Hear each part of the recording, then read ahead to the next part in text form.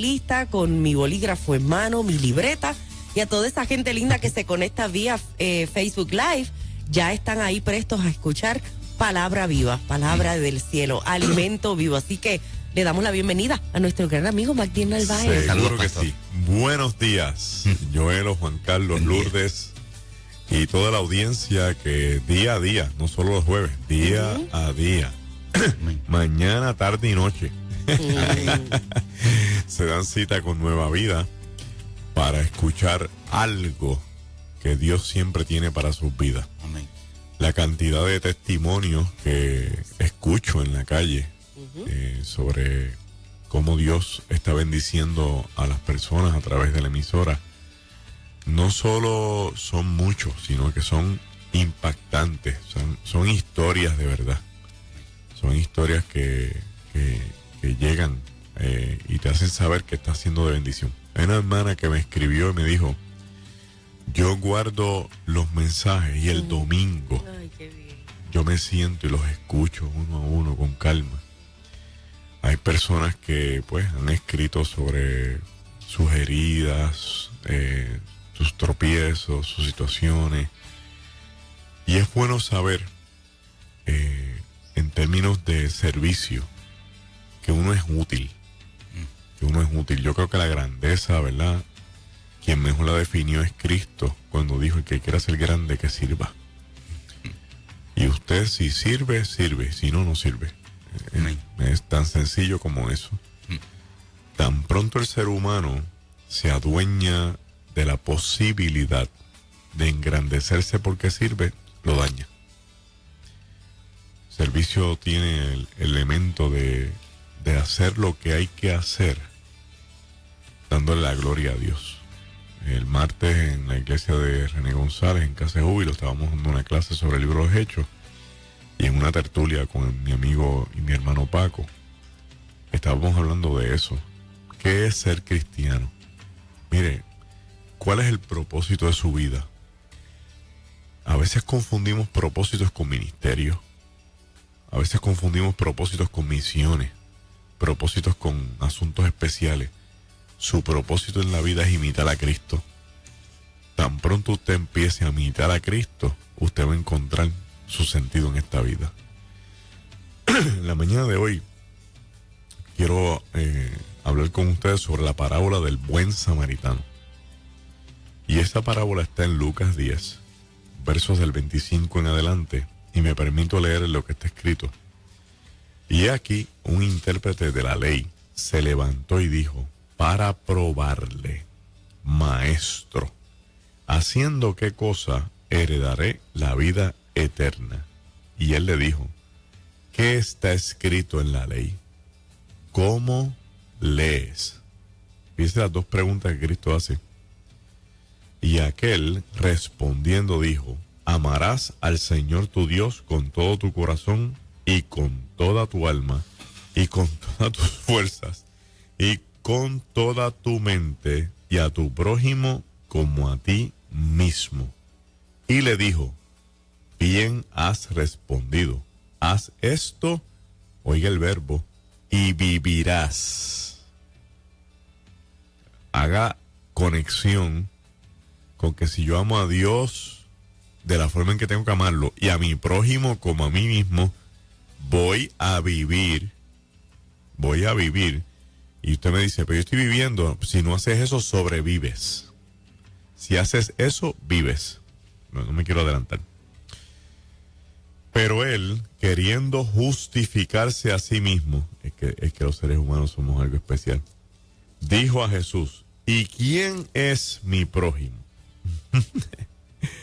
Respondiendo Jesús dijo: un hombre descendía de Jerusalén a Jericó y cayó en manos de ladrones, los cuales le despojaron, hiriéndole, se fueron dejándole medio muerto.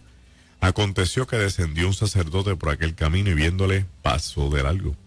Asimismo un levita, llegando cerca de aquel lugar, viéndole pasó de largo. Pero un samaritano que iba de camino vino cerca de él y viéndole fue movido a misericordia, y acercándose vendó sus heridas echándole aceite y vino, poniéndole en su cabalgadura, lo llevó al mesón y cuidó de él. Otro día al partir sacó 2 denarios y los dio al mesonero y le dijo, cuídamele, y todo lo que gastes de más, yo lo pagaré cuando regrese. ¿Quién pues de estos 3 te parece que fue el prójimo del que cayó en manos de los ladrones? Y él le dijo, el que usó de misericordia con él. Entonces Jesús le dijo, ve y haz tú lo mismo. De la mayoría de las parábolas de Jesús, esta es una donde Jesús la mete en Pekín. Porque los elementos que se dan en esta parábola son distintos a otras parábolas. Por ejemplo, en esta parábola surge el elemento del diálogo. Hay un diálogo porque es alguien que viene con una incógnita que él tiene en su corazón. ¿Cuál es la respuesta de acuerdo a sus elementos religiosos? ¿Cómo heredar la vida eterna? Para un judío heredar la vida eterna, lo necesario es guardar la ley. Punto. Ahí está todo. Pero él sabiendo eso, porque no es cualquiera, dice que es un maestro de la ley, es un intérprete de la ley. Dice el texto, sin duda alguna, que la intención era probar a Jesús. Y este es un elemento que usted no puede dejar pasar por alto, porque en el texto bíblico, especialmente los evangelios, cuando se habla de Jesús, hay una serie de textos y de eventos donde la gente, especialmente los maestros de la ley, los fariseos, los escribas, quieren ver cómo atrapan a Jesús para confrontarlo, a ver si lo agarran fuera de base.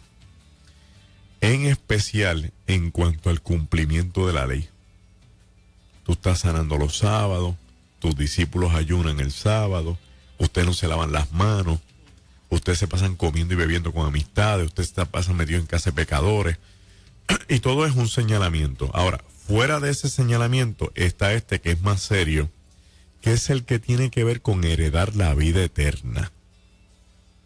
Fíjese que el elemento capcioso está incluido dentro de la pregunta, porque si él está sentado y dice que poniéndose de pie, quiere decir que Cristo estaba enseñando y todo el mundo estaba sentado a su alrededor. Para poder hablar en medio de una clase, la persona tenía que ponerse de pie, dice, y poniéndose de pie.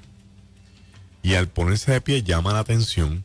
1, 2, es un maestro o un intérprete de la ley. La gente sabe que es una persona que es una autoridad en este asunto. Y 3, ¿qué tipo de pregunta es la que hace? ¿Qué yo voy a hacer para heredar la vida eterna? Usualmente en oficios y profesiones donde se trabaja mucho con el diálogo, el interrogatorio, como lo son los abogados, los médicos, este tipo de profesión hace preguntas que usualmente conocen la respuesta. Y lo que hacen es tanteando al paciente, al cliente. De hecho, hay una regla no escrita que dice, la única pregunta que tú debes hacer es la que tú conoces la respuesta. ¿Okay? Y así vas tanteando cuán sincera es la persona, cuán genuina es la persona. Pero aquí no se trata de una pregunta para ver cuán genuino es Cristo, ni si Cristo sabe o no la respuesta. Es para ver si la respuesta de Cristo se sale del parámetro de la ley. Y si se sale del parámetro de la ley, caerle arriba diciendo, este es un falso profeta, es un falso maestro, y tener una excusa para entrarle a pedradas. Pero Cristo siempre está como 3 kilómetros adelante. Sí, que cuando la gente intenta algo, que Cristo está al otro lado de la orilla vendiendo toallas. Y entonces me dice, perfecto. Y fíjate lo que hace Jesucristo. Que esta parábola me encanta por eso. Le devuelve el issue a él porque él es intérprete de la ley. Cuando Cristo hace una pregunta, es porque quiere que la persona se analice a sí mismo. La pregunta que nos hacemos es, ¿y cuando hace 2 preguntas? Cuando estas dos preguntas, usualmente los eruditos dicen que es para que la persona sepa que Jesús sabe lo que está pasando. ¿Qué dice la Escritura? ¿Cómo tú la lees? Y ese cómo tú la lees, del griego al español sería, ¿cómo tú la interpretas? Tú eres intérprete. ¿Qué hago para dar la vida eterna? No, relax. ¿Qué dice la Escritura? Yo no tengo que contestarte eso, se supone que tú lo sepas. Ahora, si no lo sabes, es porque tienes un problema de interpretación. ¿Cómo tú lo interpretas? Y aquí tenemos el primer hecho. No se trata de memorizar la Escritura. Se trata de cómo yo la interpreto. A mí me preocupa en gran manera que nosotros pensemos que la Biblia es un libro para memorizárselo. Y que memorizándonos, vengamos y estemos citando a mansalva los textos que nos convienen. Porque los interpretamos a nuestra conveniencia, a nuestra manera. Atropellando gente. Cada vez que alguien coge un texto bíblico, un verso bíblico y lo saca de la historia a la que pertenece, le está haciendo daño al evangelio. Porque ese verso pertenece a una historia, ese verso tiene una historia, pertenece a un grupo de gente, pertenece a un elemento de un núcleo específico que no es el nuestro. Pero la Biblia mantiene su vigencia. Sí, la Biblia mantiene su vigencia, pero hay una regla para que esa vigencia sea dentro de la óptica de cómo Dios quiere que interpretemos el texto y no cómo yo lo creo interpretar. Si cada vez que alguien hace eso no se da cuenta, usted puede llegar a interpretar la Biblia de tal forma que la puede contradecir.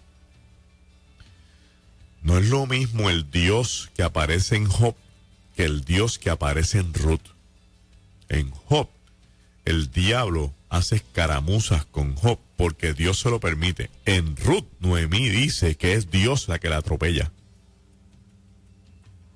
Si yo saco los textos solos ahí sin explicarlos, tengo un problema bien serio. Y yo estoy diciendo esto porque a mí me parece que hay un cansancio y una fatiga eclesiástica cada vez que la gente buscando a Dios se encuentra de frente con una pared de una ensarta de versos bíblicos que lo que hacen es atropellarlos en vez de bendecirlos. Si yo tengo que escoger textos de la Biblia, voy a escoger los que me van a bendecir. Porque hay textos que me pueden condenar, hay textos que me pueden atropellar, porque la Biblia tiene hasta cómo hacer la mantequilla en Proverbios. Por lo tanto, sea usted la persona juiciosa que decida cómo leer la Biblia y cómo interpretarla primero para su vida y después para su prójimo. Mire la contestación que le da este intérprete de la ley a Jesús. O sea, él sabía. Mira lo que dice: amarás a tu Dios, Señor tu Dios, con todo tu corazón, con toda tu alma, con toda tu fuerza y con toda tu mente, y a tu prójimo como a ti mismo. Pero ¿cuál era el problema? Que él tenía una idea de quién era su prójimo, que él tenía una idea de cómo amar a Dios. O sea, el texto está claro. El problema es cómo lo interpreta. Entonces él dice, yo lo hago bien, yo amo a Dios a mi manera. No es que uno no puede amar a Dios a su manera. Usted tiene que amar a Dios a la manera que Dios quiere que uno lo ame. Si usted va a amar a Dios, ámelo a la manera que Dios espera que usted lo ame. Y para el judío, amar a Dios es algo inmenso. Yo no sé cuántos ustedes han visto, ¿verdad? Hermanos que me están escuchando, que hay judíos que tienen una cajita amarrada a su mente, a su cabeza. Hay otros que tienen una caja amarrada al brazo. Se refiere a este texto. se llama filarteria. Amarás a Dios con toda tu mente. Y en esa cajita tienen la palabra, la ley, la Torá, parte de la Torá escrita. Te la amarran aquí. Y átala cerca de tu corazón. Se la pone en el brazo, cerca del corazón. Y el movimiento que hacen cuando están orando, ¿verdad? Baruch Shalom Lechem, es que lo amarás con todo tu cuerpo. Y cada vez que usted ve un judío en movimiento es porque está orando. O sea, esto es serio. Esto es algo realmente intenso, serio. Es una persona que se va en una relación con Dios porque quiere de verdad sentir la presencia de Dios. Pero eso está incompleto si no le pones la otra parte. Y a tu prójimo como a ti mismo. O sea, el prójimo es el elemento que complementa la relación con Dios. Yo puedo decir que yo amo a Dios, pero si yo no tengo misericordia de mi vecino, yo no estoy amando a Dios. Yo amo a Dios, pero si yo no tengo misericordia de mi propia familia, que no cree en lo que yo creo, no estoy amando a Dios. Yo no concibo un creyente que esté metido en la iglesia buscando presencia de Dios y no tenga misericordia ni compasión con un propio miembro de su familia, porque no está en la misma iglesia que él está. Está fallando, hermano. Te lo digo con corazón. Está fallando con el texto y con el Señor. Porque ese pariente tuyo es tu primer prójimo. Uno no puede irse en una escaramuza para hacer misiones en Haití y hacer misiones en la República Dominicana si en mi familia hay gente que se está perdiendo, a la que yo ni le hablo ni los miro, porque yo soy cristiano y ellos son del mundo y hacen fiestas en Navidad y beben. Ese es mi prójimo. ¿Qué mensaje le estoy enviando yo a mi prójimo? Y fíjese la pregunta original: ¿qué hago para heredar la vida eterna? O sea, yo puedo tener campañas evangelísticas y misiones. Si yo a mi prójimo cercano no lo amo, todo lo que yo haga en campañas y en misiones no sirve. Y aquí esto es resonancia de la primera epístola a los Corintios, en el capítulo 13. Si yo doy mi cuerpo para que sea entregado, ¿sabes? Pero no tengo amor, esto no sirve. En otras palabras, la esencia de la relación con Dios es amor en una línea dual. De un lado, amor a Dios, y ahí lo dice, con todas mis fuerzas. O sea, que no haya otra cosa que sea prioridad, es Dios. Y para la otra pata, la otra línea, a mi prójimo como en mí mismo. Ahora bien, ¿qué hace Cristo? Le dice, pues está bien. Has respondido bien. O sea, pasaste el examen teórico. Porque en la vida cristiana hay dos partes: la teoría y la práctica. Y en la teoría, qué buenos somos. Sacamos 100. Leemos la Biblia. Tenemos conocimiento de todas las cosas. Nos preguntan los textos, eso está en Filipenses. Y sabemos los evangelios. Y vamos al culto y cantamos. Y estamos en arte dramático. Y estamos en grupo de oración. Y predicamos. En esa teoría, dentro de la iglesia, ahí somos espectaculares. Una vez salimos del templo, ahí es que tenemos que definir cuán cristianos somos. Lo voy a poner de otro esquema, de otro escenario. Ser cristiano se define no por mi conducta dentro de la iglesia. Ser cristiano se define por mi conducta fuera de la iglesia. Y ahí es que usted tiene que analizarse. Si yo soy capaz de, a pesar de ser cristiano, llegar a una oficina de gobierno y dar buenos días, sonreír, cambiar la atmósfera. Si ser cristiano es cuando yo voy a las tiendas donde va medio mundo, proyectar que yo soy diferente porque hago la diferencia. ¿Y qué es hacer la diferencia? En un mundo donde la gente no saluda, yo saludo. En un mundo donde la gente es hostil, yo llevo paz. Y ahí es que estamos fallando. Porque nos estamos comiendo el evangelio dentro del templo. Nos estamos comiendo las bendiciones. Nos esparatamos en el culto. Pero hermano mío, dentro del culto, hasta el más pecador es cristiano. Y pasa. Nadie lo sabe porque está dentro de la iglesia.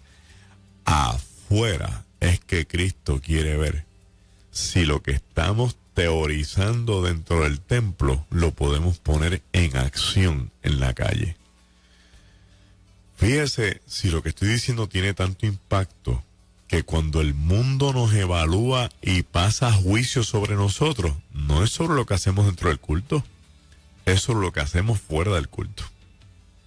Por lo tanto, si yo quiero mejorar la percepción que el mundo tiene sobre la iglesia, tengo que mejorar mi comportamiento fuera de la iglesia. Que la gente diga, este muchacho es un cristiano de verdad.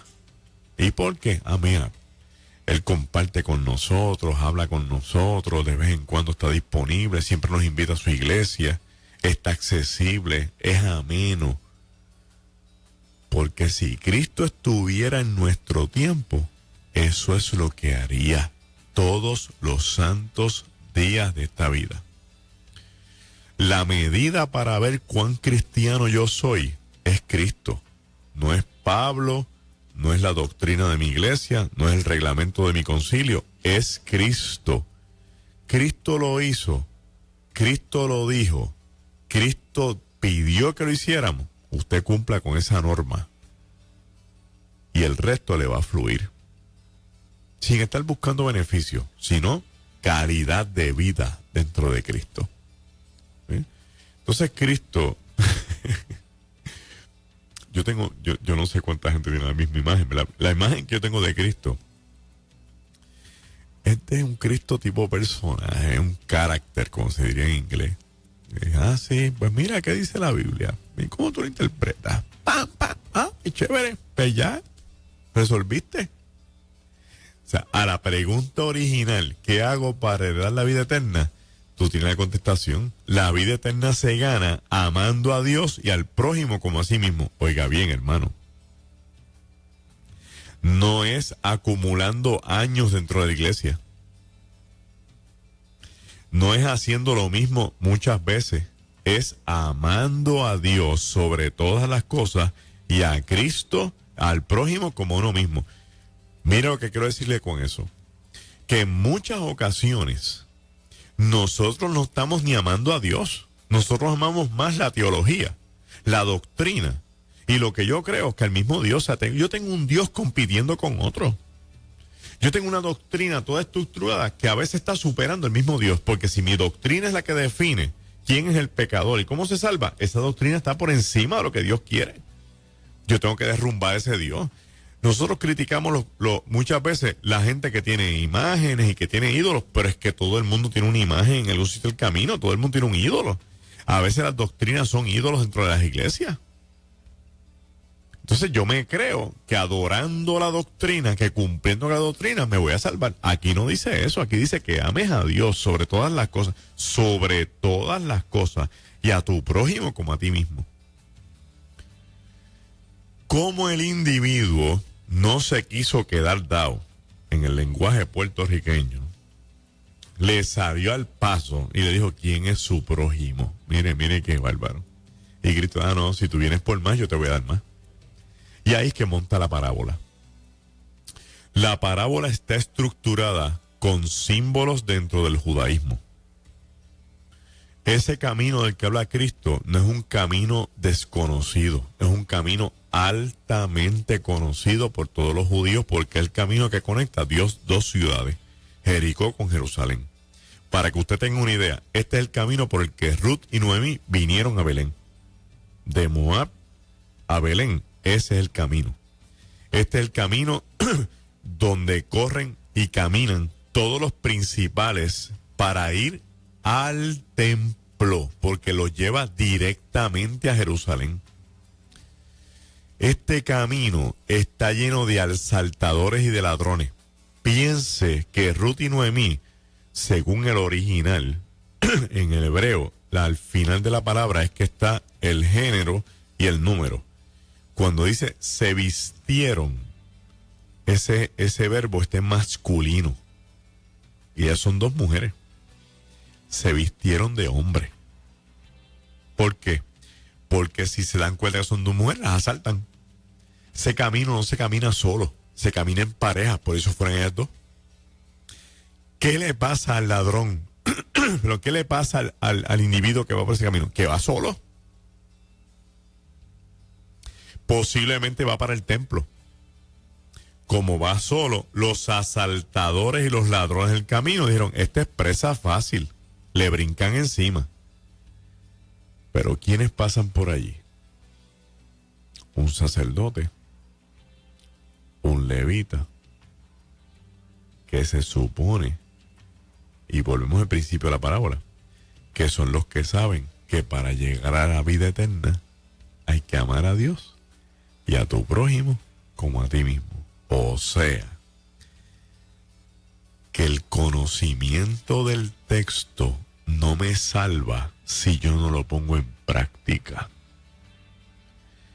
Y en el camino de la vida, Dios te pone gente para que tú puedas poner el texto en práctica. Ese compañero de trabajo que tú tienes, que te está dando candela, ese es tu prójimo. Ese pariente que se burla de ti por la fe que tú tienes y que tú no bebes y que las fiestas de Navidad, ese es tu prójimo. Ese vecino que tú le estás pidiendo a Dios, como Jacobo y Juan, que caiga fuego sobre él, ese es tu prójimo. Y tienes que buscar la forma de cómo amarlo y pedirle a Dios que te dé la oportunidad de tú poner en práctica tu teoría. Si él te cree o no, ese es su problema. El mío es cumplir con el Señor. Entonces a veces nos preocupa más lo que la persona va a pensar, lo que la persona va a decir, lo que la persona me va a juzgar y me va a criticar, que cumplir con el Señor. Este Cristo, sabiendo esto, se las ingenia y trae esta parábola. La parábola no es un cuento de hadas, porque aquí no hay hadas madrinas. La parábola no es una fábula, porque aquí los animales no hablan. La parábola es una historia con elementos reales que trae una enseñanza moral que puede pasar en cualquier momento. Ese camino es real. Lo que le pasó a ese hombre le pasa a otra gente. Los que caminan por allí son gente que usualmente caminan por allí. O sea, esto es un cuento que todo el mundo conoce, que puede ser cierto. Que algunas personas dijeron, eso le pasó a fulano, y él lo está reviviendo. ¿Qué está diciendo Cristo cuando hay este escenario donde hay una persona en el piso y dos intérpretes de la ley, conocedores del texto, servidores del templo, pasan por el lado? Dice bien claro, y mirándole, pasaron. Lo vieron. Es pecado ver la necesidad y seguir de largo. Está a nivel de matar, adulterar, mentir, robar. Está a ese nivel. Porque dice el texto que si yo no le doy amor a mi prójimo, no estoy haciendo lo necesario para llegar a la vida eterna. Por lo tanto, es un elemento de juicio en contra mía. Entonces yo me imagino el escenario. Cuando está la gente allí oyendo a Cristo, dice, y pasó un sacerdote, y dice, párate, ¿qué pasó aquí? Y vino un levita, y dice, ya, rayo. ¿Qué hace Cristo? Trayendo a la realidad una verdad triste. Que a veces quienes tenemos la capacidad de hacer un bien, nos negamos simplemente porque aquel que está al otro lado y es mi prójimo, no piensa igual que yo. No es igual que yo. No es judío, no es sacerdote, no es levita, no es rico, no tiene un nombre importante, por lo tanto que se quede en el camino. Y eso plantea algo bien triste, que el ser humano tiene la capacidad de segregar la gente y de decidir a quién yo le puedo servir y a quién yo no le voy a servir. Y yo quiero que usted sepa que eso está pasando en mis iglesias en este país. Que estamos con dos varitas. Si usted quiere, yo le voy a dar dos ejemplos rapiditos para que usted sepa. Nosotros tenemos un sermón evangelístico para dentro de la iglesia y tenemos un sermón evangelístico para el caserío. Y no son iguales. Porque nos hemos metido en la cabeza que la gente de la calle son los pecadores y los dentro de la iglesia no son los pecadores. Nosotros tenemos una vara para medir la gente divorciada y tenemos una vara para medir los pecadores que se arrepienten y tienen tremendo testimonio porque eran santeros, eran criminales, dueños de puntos de droga. Estamos segregando gente. Entonces, se nos olvida el Salmo 51. ¿Y quién lo escribió? Dicho sea de paso. Se nos olvida la parábola del samaritano, del hijo pródigo. Nosotros no podemos seguir así. Puerto Rico está lleno de gente herida, de gente maltratada. ¿Quiénes son los asaltadores del camino? En la parábola, pues fueron dos o tres individuos que le dieron una pela a este hombre. Pero ¿quiénes son los asaltadores hoy? A veces la misma iglesia que asalta a la gente en el camino y le brinca encima con teologías que atropellan, con sermones que hieren, con doctrinas que laceran, predicadores que lo que hacen es maltratando a la gente. Entonces dejan la gente, después que la atropellen ayer, la dejan en el camino. Y para colmo de males pasa a otra gente que se supone que tiene la verdad para enderezarlo y le pasan por alto.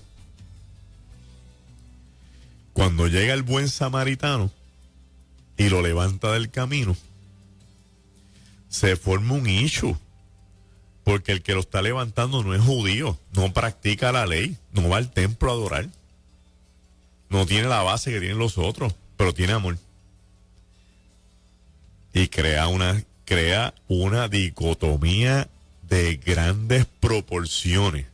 Porque si la pregunta es ¿cómo heredo la vida? El samaritano se está ganando la medalla de oro. Le ha pasado por el lado al sacerdote, le ha pasado por el lado al levita. Entonces Cristo me está diciendo, mejor no te identifiques con nada que te esté restando y practica lo que yo quiero y sales mejor, sales bien. No te identifiques, no digas que eres levita, no digas que eres sacerdote si no vas a hacer lo que tienes que hacer. Mejor di, ¿qué hay que hacer? Esto, ayudar al prójimo, levantar al caído, restaurar al que está en el piso. Pues eso es lo que me toca a mí. Y salgamos a la calle a buscar los caídos. Una persona que visita una iglesia un domingo, la probabilidad de que visite esa iglesia un domingo adicional es un 50%. Si vuelve el segundo domingo, está sobre un día si regresa o no.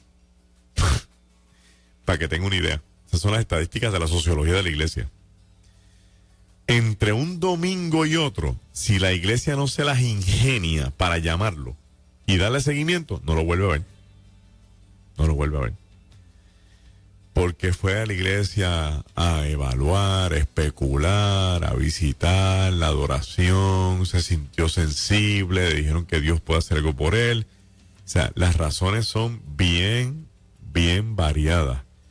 La realidad es la nuestra. ¿Qué yo hago con esa vida? ¿Qué yo le digo a esa vida que vino a visitarme? Que no entiende ni siquiera qué es lo que yo estoy cantando. Una visita llega a una iglesia atropellado y asaltado por otra gente, buscando alivio.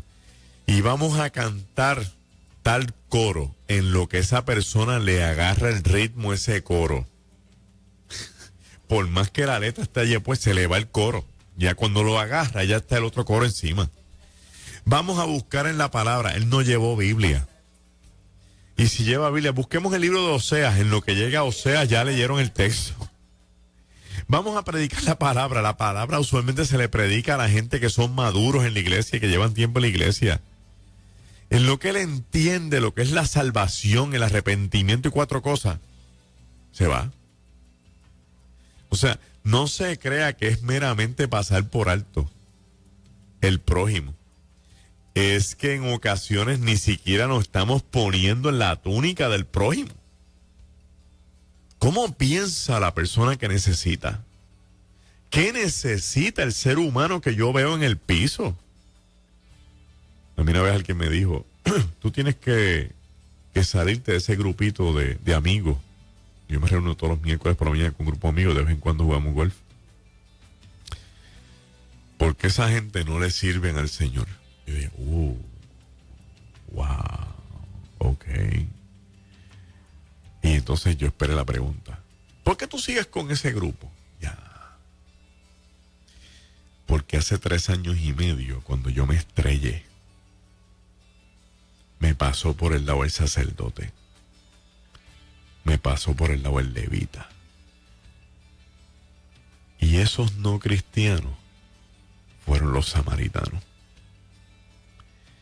Y me llamaban. Y preguntaban cómo yo estaba. Y me sacaron de mis 4 paredes para que no me deprimiera más. Y me dieron dinero para pagar la luz, el agua, compra. Y yo no vi la iglesia. Y yo aprendí a ser agradecido. Y uno de los valores que el cristiano tiene que fomentar es ser amigo. Y cuando usted va a ser amigo, usted no pide condiciones. Un amigo no tiene que ser del mismo partido político que usted es. Un amigo no cree en lo mismo que usted cree. Un amigo es aquel que entrelaza los lazos del corazón con usted porque aprendió a amarlo en sus propias circunstancias. Y la iglesia tiene que aprender a ser amigos que no son iguales que nosotros, pero que tienen mucho que aportarnos, porque esa es la forma de evangelizar. A veces hay gente que me dice, tú le das palo a la iglesia. No, yo no doy palo a la iglesia. La iglesia nunca coge palo. Cogen palo los que están mal dentro de la iglesia. La iglesia siempre está bien, con I mayúscula. La iglesia con I minúscula, esa es la que agarra palo. Pero es que tenemos que cambiar. Que no podemos seguir así porque Cristo va a venir y nos vamos a quedar todos. Porque no estamos haciendo que el Señor nos está pidiendo que hagamos. Que es amar al prójimo. Entonces, mire lo que hace Cristo, porque Cristo se va en un viaje, pero bien alto. Pone al samaritano tan alto. Porque no es que el samaritano se detiene a atender al individuo, es todo lo que hace por él. Lo atiende, lo cura, lo monta en la cabalgadura, quiere decir que él se va a pie y el herido se va en el caballo. Lo lleva al mesón, lo atiende en el mesón, paga lo que sea y le dice al mesonero, yo me voy, yo voy a regresar. Si algo más se gasta, yo lo voy a cubrir cuando vuelva. ¿A cuente qué? Él está pensando que el individuo le va a devolver eso. No, el texto no dice eso. No podemos inventar porque el texto no dice eso. Él está haciendo eso porque dice, déjame hacer esto porque me voy a salvar. Tampoco es intención, porque salvación es un elemento que nace como el resultado de las acciones que me nacen de corazón, no intencionales. Porque esto es lo que la ley dice que hay que hacer. Si él es samaritano, y como los judíos odian a los samaritanos, Jesús está usando el elemento odiado y prejuiciado para que se convierta en el personaje central de la parábola, con toda la intención de que el que le preguntó originalmente muera en las manos de él. Si no te preocupes, entonces esta parábolita, para que te goce, los tuyos van a quedar en ridículo y al que tú odias va a quedar en alto. ¿No es esa lo que pasa en la vida constantemente, hermano? Usted que me está escuchando. ¿No es eso lo que te ha pasado en muchas ocasiones, que de quien menos tú esperas, Dios lo usa para bendecirte? ¿No es eso lo que te pasa, que en ocasiones tienes a alguien fuera de la iglesia que sus valores son tan buenos que a ti te daría pena juzgarlo por lo que ha hecho por ti incondicionalmente? ¿Qué estamos diciendo en la mañana de hoy? Que el evangelio no se trata de religión, se trata de una vivencia que pone el corazón en la obra. Que el evangelio no reconoce denominaciones, que el evangelio no tiene que ver con lo que yo pienso, sino con lo que Dios espera de mí. Que el evangelio está por encima de la teología, está por encima de la doctrina, por encima del reglamento, por encima de lo que la gente cree. El evangelio es una experiencia de vida que de día a día se va creciendo en mi corazón y me sensibiliza ante el prójimo que yo tengo todos los días ante mí. Puerto Rico es un proyecto en este momento que requiere que la iglesia salga al camino, porque hay gente que asaltadores los han atropellado. Y asaltaduras, digamos, que no son los ladrones del camino usual y corriente. Asaltadores que le han llevado el futuro, que le han robado la esperanza, que le han quitado la ilusión, que los tienen frustrados contra el piso. Gente que está desilusionada, gente que está sin esperanza. Y nosotros, que tenemos el Espíritu de Dios, se nos ha puesto en las manos el poder poner en acción una obra redentora hacia el prójimo que está en el camino, para decirle: ten fe, ten ánimo, levántate, el Señor puede hacer algo grande contigo, Dios no ha terminado su obra en ti. Ahora, ¿qué le estoy diciendo yo a mi prójimo? Conviértete, que el diablo te va a llevar. Si no te convierte, el infierno te va a robar. Hay mucho que decir, pero mire cómo termina esto. Este desenlace es crucial. ¿Cuándo terminan? Y quiero leer el texto porque el texto es bien claro aquí en la preguntita final, el cierre. Dice aquí que cuando va terminando, Jesús pregunta: ¿quién pues de estos tres te parece que fue el prójimo del que cayó en manos de los ladrones? Y respondió el intérprete: el que usó de misericordia con él. Entonces Jesús le dijo: ve y haz tú lo mismo. Pregunta adicional: ¿para qué? Para que heredes la vida eterna. ¿Quién es tu prójimo? Tu primer prójimo eres tú. Tú tienes que amarte. Tú tienes que valorarte. Tú tienes que reconocer lo bueno que tú eres, lo valioso que tú eres frente al Señor. Y después de eso, entonces mira a tu prójimo como te miras a ti mismo. Si tú te miras a ti con coraje, si tú te miras a ti con odio, si tú te miras con desprecio, así tú miras a tu prójimo. Por eso el intérprete de la ley no podía entender la parábola, porque él no amaba a los samaritanos. Pero Cristo cogió al samaritano y le dijo: no se trata de ser judío, se trata de tener un corazón afín al de Dios. Que el Señor te bendiga en esta mañana. Te adoramos, Señor.